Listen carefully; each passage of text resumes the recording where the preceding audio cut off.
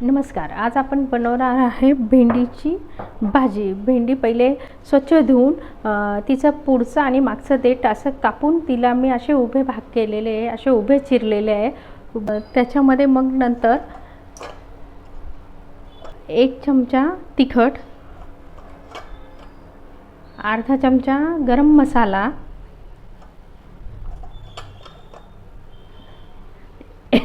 अर्धा चमचा गोडा मसाला, थोडीशी हळद, धने जिरे पावडर, चवीनुसार मीठ त्याच्यात टाकायचं आणि ते सगळं मिक्स करायचं. ते मिक्स करून आणि त्याच्यातच लगेच आणि त्याच्यामध्ये 1 चमचा मोठा चमचा असं बेसन पीठ टाकायचं आहे. ते सगळं मिक्स करायचं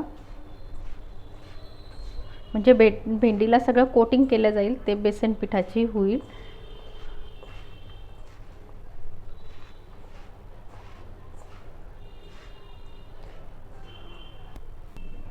गॅस ऑन करून आता तेल टाकायचं कढईमध्ये. अर्धा चमचे मोहरी, थोडंसं जिरं, कढीपत्त्याचे 8-10 पानं आणि तडलं का त्याच्यामध्ये मग ही आपण जे डाळीच्या पिठाची कोटिंग केलेली भेंडी ती टाकायची.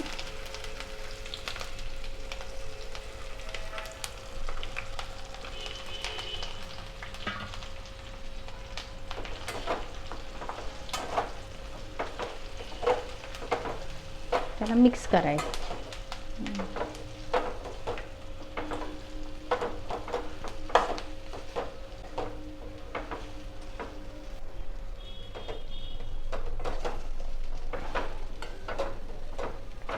आणि 2 मिनिटं त्याला थोडीशी वाफ द्यायची.